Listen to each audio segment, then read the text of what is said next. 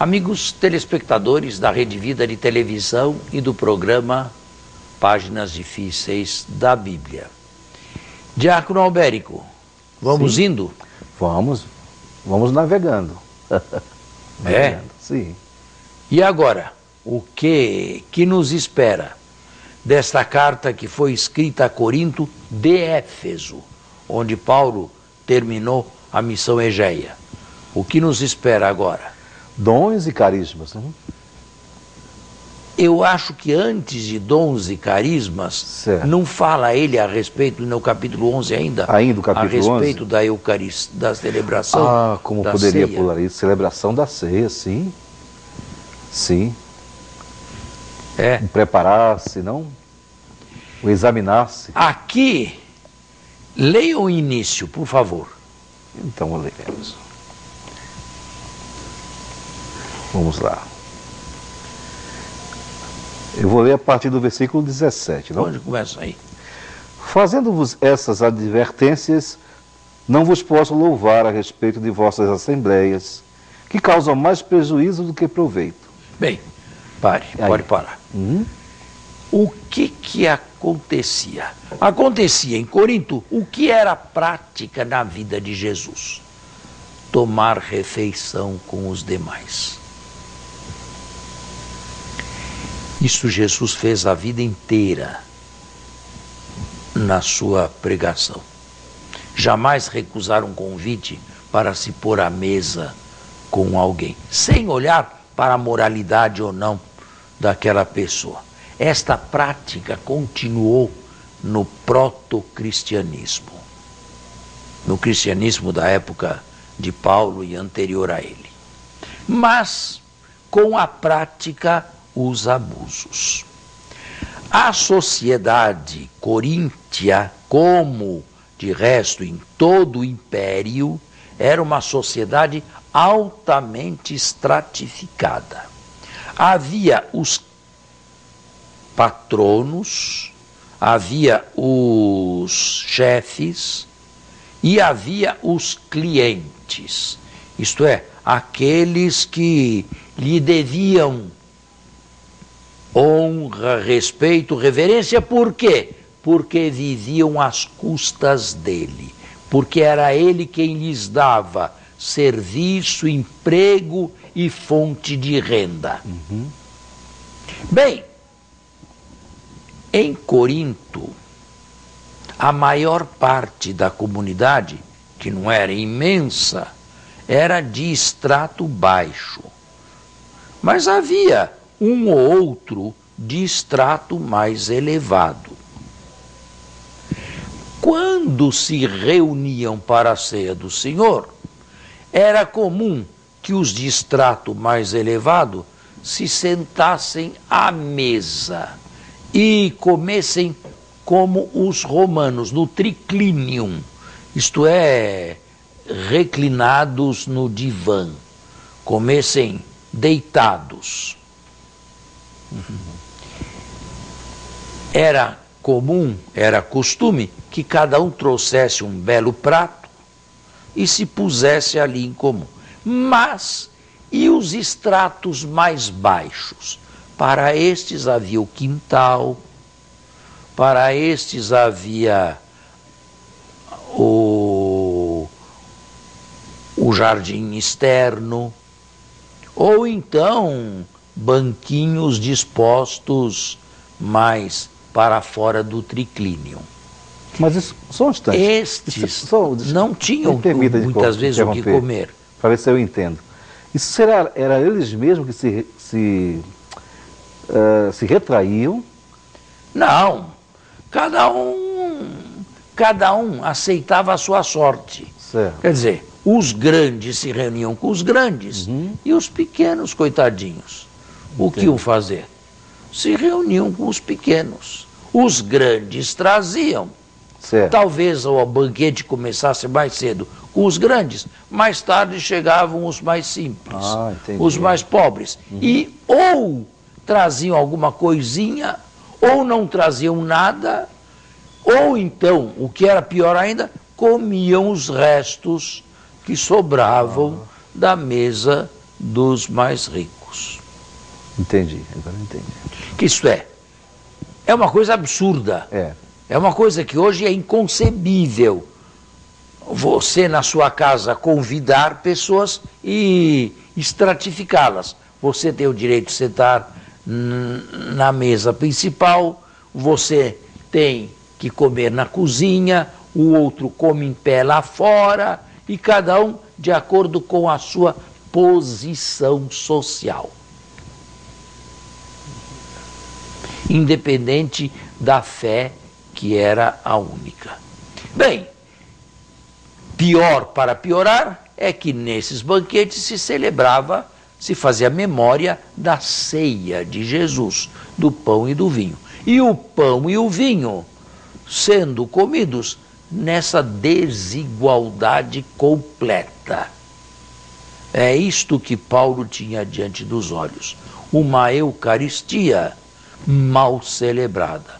Uma Eucaristia que era um espelho de divisões na igreja.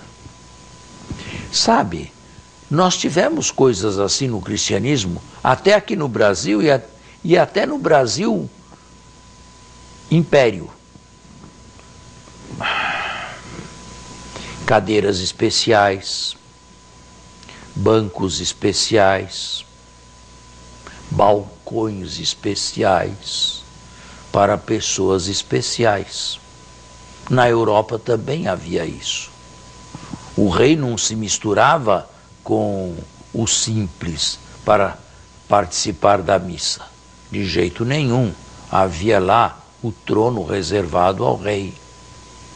Entende? Quer dizer, a Igreja de Deus servindo de local para os estratos continuarem a ser estratos. Quando, na realidade, todos comem de um mesmo pão, todos bebem de um mesmo cálice e todos, por causa disto, são um só corpo em Cristo. Mas como é que se vê um único corpo de Cristo numa divisão desse jeito? Nós aqui na mesa principal, alguns ali comendo o que sobra daqui, outros sem nada para comer, esperando o pedacinho de pão da ceia do Senhor.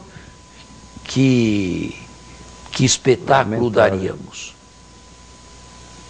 Lamentável. Paulo lamenta profundamente isso e diz que nisto não vos louvo. E mais, chama a atenção desta gente e diz que por causa desta desordem na mesa do Senhor, acontecem doenças entre eles, fraquezas entre eles e até mortes. Isto é, atribui tribulações e sofrimentos que lá surgiam ao sacrilégio verificado na celebração da ceia do Senhor. Olha, isto aqui é uma igreja bem viva. Ainda bem perto de nós, nós pegamos isto. Nós pegamos pessoas, balcões privilegiados, que em igrejas antigas, coloniais, de Minas e da Bahia, ainda tem isto. Quer dizer, não que se use mais, mas ainda tem ali o local reservado. E também para escravos. Era assim. Mas isso aqui é absolutamente condenável e está vendo que não foi uma condenação apenas do século I. Agora, esses banquetes continuaram. Por quê? Porque era a prática de Jesus mantida pelo proto-cristianismo. Mas como os abusos não terminaram, nem com esta carta, e não só em Corinto, mas em outros lugares, no século II, a grande igreja eliminou este banquete de caridade. Acabou. Só a ceia do Senhor. E é o que nós temos até hoje. Perfeito. Ninguém mais entra na igreja para fazer o banquete da caridade. Isso aqui cria mais problemas do que soluções. Está claro? Está claro. E deveria buscar as soluções, né? Congregar. Agora vejo, nas nossas igrejas nós temos bancos iguais. Sim. Nós não temos lugares especiais, nós não temos poltronas estofadas para 2, 3 pessoas, não temos nada disso. E se houvesse, haveria abuso. Quanto tempo nós temos ainda à nossa disposição? Apenas 1 minuto. Foi bem claro? Foi bem claro, texto? Muito claro. E agora nós vamos entrar... Bem, é o capítulo... Estamos no capítulo 11. Estamos no capítulo 11, né? Agora nós vamos entrar em 3 capítulos bem vivos, que são os capítulos a respeito dos carismas. Carismas, 12, 13, 14. Mas isso vamos ter que... Agora nós vamos fazer o nosso intervalo e deixamos para a segunda parte. Estamos de volta.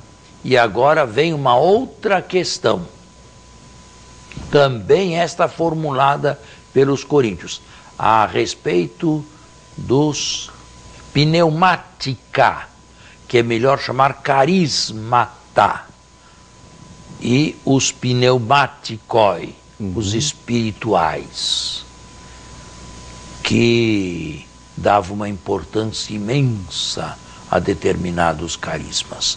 Bem, que numa igreja haja carismas, não há dúvida nenhuma. Por quê? Paulo agora fala como teólogo, o mesmo Espírito suscita carismas nas diversas pessoas para a edificação do corpo de Cristo. Só que aí parece que a fé carismática era vivida de ponta cabeça, porque davam uma importância excessiva aos carismas menos importantes para Paulo e os mais efervescentes para eles, como por exemplo o falar em línguas, que Paulo coloca como o menor dos dons, né? Paulo não elimina, mas exatamente o coloca em último lugar.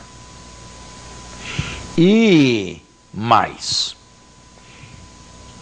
quem falar em línguas, só fale em línguas na igreja se houver um outro intérprete que interprete. Se não houver intérprete, não fale sozinho, porque quem fala em línguas fala apenas a Deus, não fala ao outro. Então que evite fazer isso na presença dos outros, se não houver intérprete. Agora, esse é o único carisma? Esse é o maior carisma? Eu aqui teria que dar uma pequena explicação. Eu parto do seguinte princípio: nem tudo o que era carisma no século I continua a ser carisma no século XXI. Há muitas coisas que não eram carismas lá e hoje são consideradas carismas. E podemos dizer vice-versa também. Por exemplo, e começo com exemplos. Quem luta pelos direitos da mulher é um carismático? Isso é missão, né? Mas é um carismático, não é? Só que lá no passado não havia isso. Esse carisma não existia no século I. Quem luta pelos direitos dos negros, contra o racismo, é um carismático? Visto assim. Você está falando na parte do evangelho. É um carismático? Sim, ele faz isso em nome da... Martin Luther King foi um homem carismático. Sim. Não podemos negar isso. Mas não viveu no século I. Viveu no século XX. Entendi. Existem carismas que decorrem de uma determinada época. Ou seja, o Espírito de Deus se sujeita, de certa maneira, à lentidão humana. se sujeita, de certa forma, à lentidão. Nós somos lentos. E o Espírito não nos faz andar 800 anos na frente. O Espírito suporta as nossas lentidões. Os direitos humanos. Quem luta pelos direitos humanos não é um carismático? Mas no passado não havia isso. Então, a meu ver, o carisma das línguas era uma tradução cristã de um êxtase, de coisas assim, de fenômenos estáticos que podiam acontecer nos templos pagãos. Uma transposição cristã, uma tradução cristã de transes ocorridos em templos pagãos.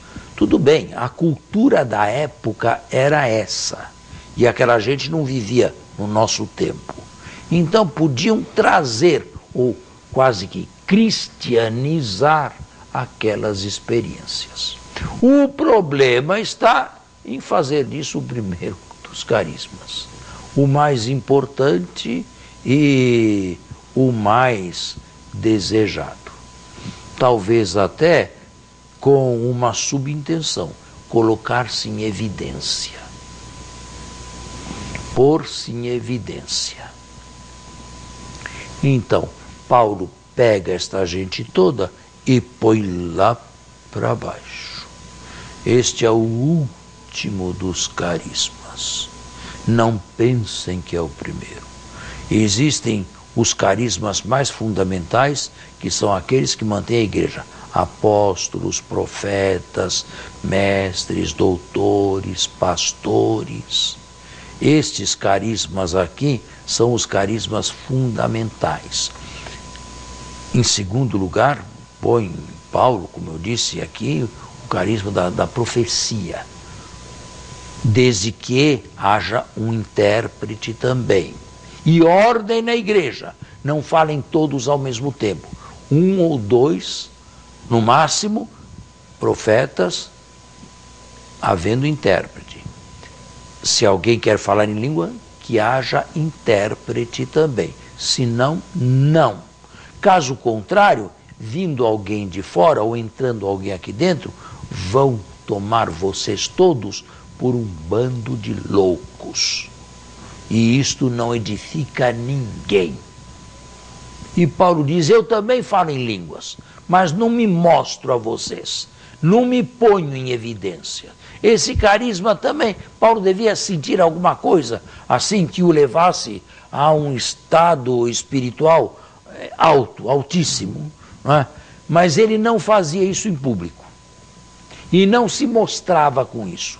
E não era isso uma ocasião para ele se tornar diferente dos outros. Então, eles, os outros, que o sigam também. Este carisma é lá embaixo.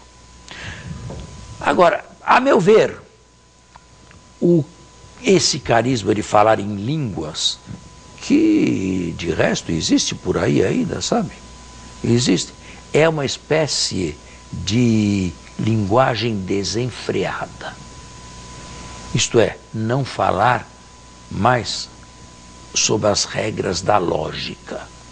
Nós falamos normalmente dentro da lógica. Nós não falamos coisas fora da lógica, coisas extralógicas, discursos extralógicos, né?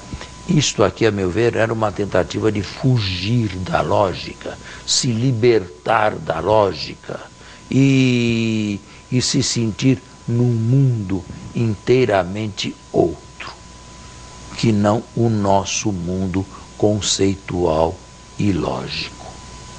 Era uma tentativa, a meu ver, de se escapar do mundo conceitual para se entrar num mundo livre. Agora, o que significa isso?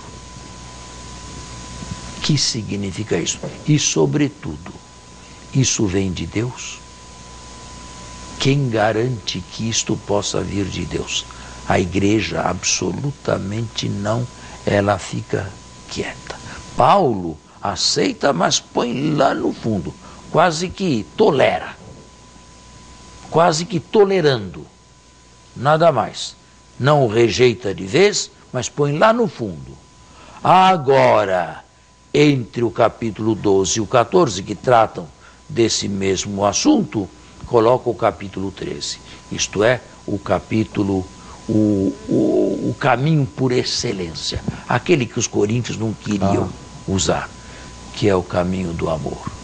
Ainda que eu pudesse, que eu queimasse meu corpo, ainda que eu tivesse uma fé superior à dos anjos, ainda que eu falasse a língua dos anjos, se eu não tiver amor, eu nada sou, nada feito. Mas parece que havia lá gente que se considerava madura na fé e muito mais preocupada em se mostrar através de carismas efervescentes do que em seguir o caminho da caridade, que é ser paciente, ser benigno, ser misericordioso, aceitar o outro como é, dar espaço para o outro e assim por diante.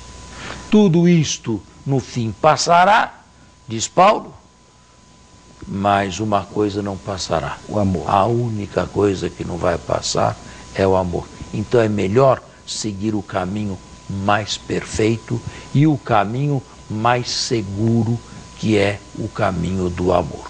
Então o problema não eram os carismas, o problema eram os exageros. Não?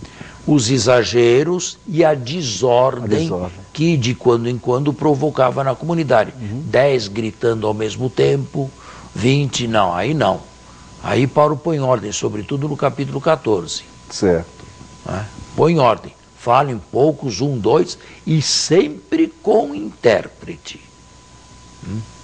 Mas a gente percebe um apóstolo de bom senso, de muito bom senso e equilibrado. Sim. Caso contrário, vão tomá-los por um bando de malucos.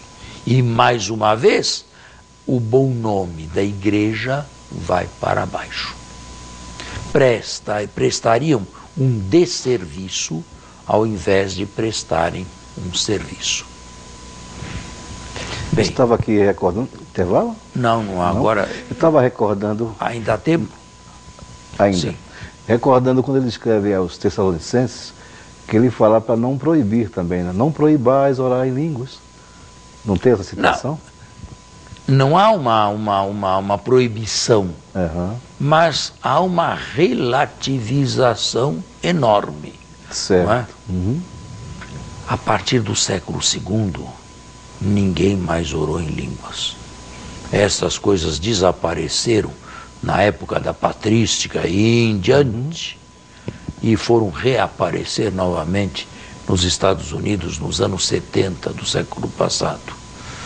E aí percebe que não deixa de ser um problema insolúvel. Trouxe frutos também, né?